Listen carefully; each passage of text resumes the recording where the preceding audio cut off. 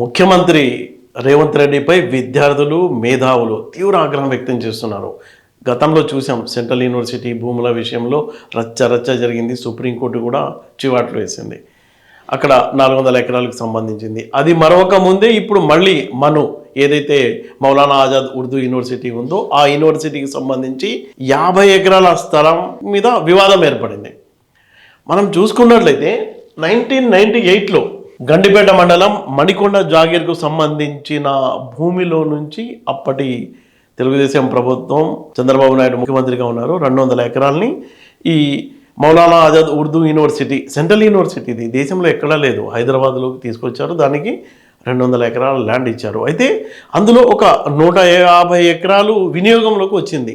ఇంకా 50 ఎకరాలకు సంబంధించి ప్రపోజల్స్ ఉన్నాయి. అక్కడ హాస్టల్ తర్వాత రకరకాల భవనాలు యూనివర్సిటీకి సంబంధించిన ఇన్ఫ్రాస్ట్రక్చర్ వస్తుంది అని అధికారులు అంటే రిజిస్ట్రార్ వాళ్ళంతా చెప్తున్నారు. అయితే ఇప్పుడు లేటెస్ట్ డెవలప్మెంట్ ఏంటంటే డిసెంబర్ 15, 2025లో రంగారెడ్డి జిల్లా కలెక్టర్ ఒక నోటీస్ యూనివర్సిటీ రిజిస్ట్రార్కి ఇస్తారు.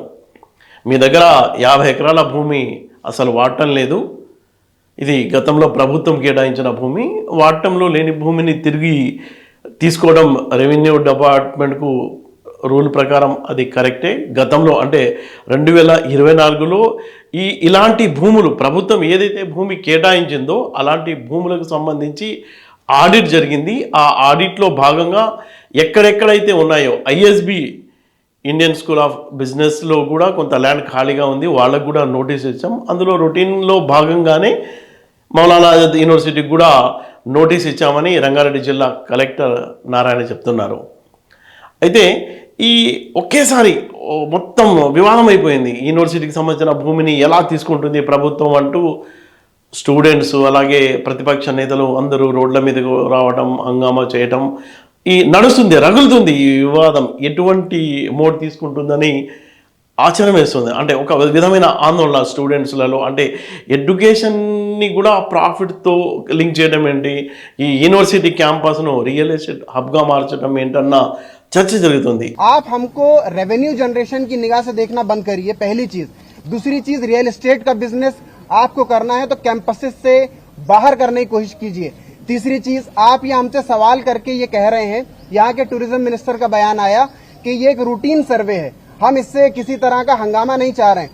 लेकिन यही सेम पैटर्न आपने एचसीयू में अपनाया था, अभी बिजनेस का एक स्कूल है उसमें आप अपना रहे हैं. कहने का मतलब ये है कि तेलंगाना की बुनियाद जिस शर्त पर हुई थी और जिन कुर्बानियों के बाद ये तेलंगाना बना था, वो ये कतई नहीं था कि आप जो है इस हिंदुस्तान को जबानों की बुनियाद पर भी बांटेंगे, रियल एस्टेट की नजरों से भी बांटेंगे, रेवेन्यू जनरेट नहीं हो रहा तो उस बुनियाद पर भी बांटेंगे.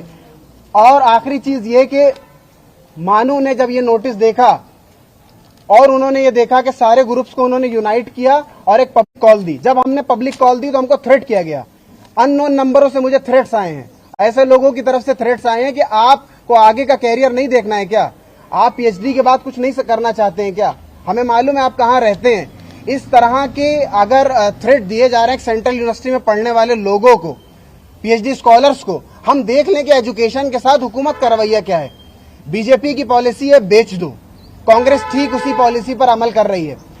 అంటే ఇప్పుడు ఏదైతే మౌలానా ఆజాద్ యూనివర్సిటీ ఉందో ఆ యూనివర్సిటీ కింద ఇప్పటి వరకు 150 ఎకరాలు వాడుకున్నప్పటికీ అందులో నుంచి అంటే ఆ 150 ఎకరాల్లో నుంచి 32 ఎకరాలు ఔటర్ రింగ్ రోడ్ కోసం రాష్ట్ర ప్రభుత్వం తీసుకుంది, వాడేసింది గతంలోనే. మళ్ళీ 7 ఎకరాల స్థలం ఖాజాగూడ నుంచి నానక్గూడ లింక్ రోడ్ కోసం ఏదైతే ఉర్దూ యూనివర్సిటీ ఉందో ఆ యూనివర్సిటీకి సంబంధించిన 7 ఎకరాల స్థలం దాదాపుగా 39-40 ఎకరాల స్థలాన్ని అంటే 150 యూనివర్సిటీకి సంబంధించి వాడుకుంది అని చెప్పిన దాంట్లో ఆ 150లో ఈ 39 దాదాపు 40 ఎకరాలు ప్రభుత్వం వాడేసింది. మానులో ఉన్న ఇప్పుడు ఏదైతే ఎంటీ స్పేస్ ఉందో అది 32 ఎకర్స్ మాత్రమే ఉంది. అది కూడా ఎకో సిస్టమ్ కి హాని జరగకుండా అక్కడ బిల్డింగ్స్ అనేది కన్స్ట్రక్ట్ చేయలేరు ఇప్పుడు దాకా. కానీ కొంత పార్ట్ అక్కడ కన్స్ట్రక్ట్ చేయాల్సింది ఉంది, అక్కడ ప్లానింగ్ చేస్తున్నారు కూడా. కాబట్టి సో అక్కడ రాక్స్ ఉంది, ఆ సేవ్ రాక్ చేయడానికి మాను అనేది ఒక ఎకో సిస్టమ్, దానికి బొటానికల్ మాకు అవార్డ్స్ కూడా రావడం జరిగింది, ఎందుకంటే అక్కడ డిఫరెంట్ స్పీసీస్ కూడా ఉంటున్నాయి. సో అలాంటి ఒక మంచి బ్యూటిఫుల్ క్యాంపస్ ని రియల్ ఎస్టేట్ హబ్ గా మార్చుకోవడానికి ట్రై చేస్తున్నారు. ఆ ఫ్రీడమ్తోనే ఇంకొక 50 ఎకరాలు ఖాళీగా ఉంది కదా, అది వేరే ప్రయోజనాల కోసం వాడదామన్నట్టు ప్రభుత్వం ఒక ప్రయత్నం అయితే చేసినట్టు మనకు అనిపిస్తుంది.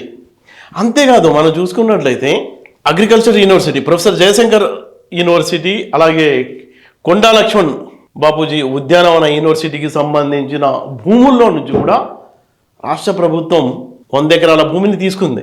అదేంటంటే సింపుల్, అదే అంటున్నారు వాళ్ళు, అంటే వాడని భూమి ఇంకా మీరు వాడకపోతే ఎందుకు, అది వేరే ప్రయోజనాల కోసం ప్రభుత్వం వాడుకుంటుందని. ఇప్పుడు ఈ యూనివర్సిటీ ఏదైతే మౌలానా ఆజాద్ యూనివర్సిటీకి సంబంధించిన భూమి విషయంలో కూడా మేము కేవలం అది సర్వే చేసాం, సర్వేలో వచ్చింది అని సేమ్ డైలాగ్ మనం చూసుకున్నట్లయితే ఈ సెంట్రల్ యూనివర్సిటీ HCU భూములకు సంబంధించి కూడా అదే మాట అన్నారు. ఆ తర్వాత ఎంత రచ్చ జరిగింది, ఏ లెవెల్కి వెళ్ళింది అనేది మనం చూసాం ఆ 400 ఎకరాల భూమికి సంబంధించి.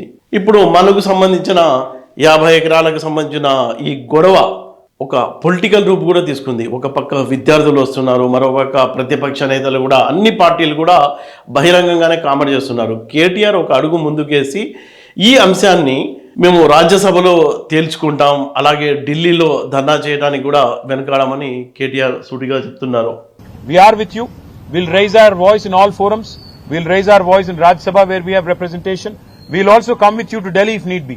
दिल्ली भी आएंगे और यूनियन गवर्नमेंट से भी सवाल करेंगे कि क्यों कर रहे हो आप ये लोग ये सब.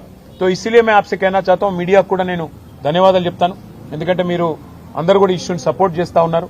సెంట్రల్ యూనివర్సిటీలో ఎట్లా అయితే ఈ ప్రభుత్వం భూములను గుంజుకునే ప్రయత్నం చేసిందో, ఇక్కడ మౌలానా ఆజాద్ యూనివర్సిటీలో కూడా అదే రకంగా భూములను లాక్కునే ప్రయత్నం చేస్తున్నది. ఉన్న ఒకే ఒక్క ఉర్దూ స్టడీస్ కి సంబంధించిన యూనివర్సిటీ మీద ఈ రకంగా కన్నేయడం ప్రభుత్వానికి మంచిది కాదు. ఇండియన్ స్కూల్ ఆఫ్ బిజినెస్ కూడా ISB is a top business school in the country, దాని నుంచి కూడా నేను తీసేసుకుంటాను ల్యాండ్.